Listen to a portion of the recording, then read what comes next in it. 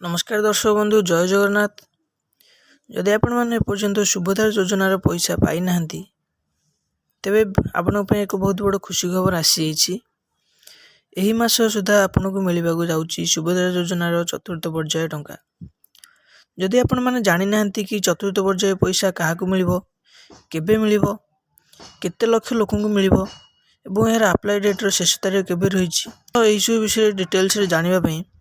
आपण भिडियोटी को आरंभ शेष पर्यंत देखूँ एवं भिडियोटी भल लगे दयाकोरी भिडियोटी को लाइक करेंगे और यही भिडियो पाइबापी चैनल टी को सब्सक्राइब करदे। डिसेम्बर 25 तारिख में मिल सुभद्रा योजनार प्रथम किस्तिर चतुर्थ पर्याय टंका।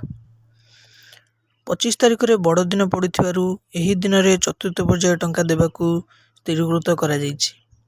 वर्तमान सुधा 1,36,00,000 महिला सुभद्रा योजन आप्लाय कर सारी से तृतीय पर्याय सुधा प्रायतः 80 लाख महिला को सुभद्रा पैसा मिल सारी यही चतुर्थ पर्याय प्रायतः 15 ରୁ 20 लाख महिला को सुभद्रा योजना 5,000 टंका देवाई स्थिर कर जदि आपण योग्य हिताधिकारी होइथिबे एवं एपर्यंत आपण सुभद्रा योजनार पैसा पाई नथिबे तेबे आपण निश्चित रुहंतु कि आपण को चतुर्थ पर्याय सुभद्रा योजन सामिल करा जिवो बा सुभद्रा योजनार चतुर्थ पर्याय आपण को पैसा मिलिबो। एथिପାଇଁ आपण प्रथम निज निजर बैंक अकाउंट रे डीबीटी लिंक कराई नियंतु एवं जदि सुभद्रा योजन आपणकर KYC पेंडिंग अच्छी ताहाकू कंप्लीट कर नियंतु तेबे आपण माने निश्चिंत रहिबे कि आपण को चतुर्थ पर्याय सुभद्रा योजनार टंका मिलिबो। तो देखो एक बड़ अपडेट कि आपण मार्च 7 तारिख ही लास्ट डेट रही सुभद्रा योजना अप्लाई मार्च 7 तारिख पर आप अप्लाई जदि करती तेज आपको पैसा मिल ना।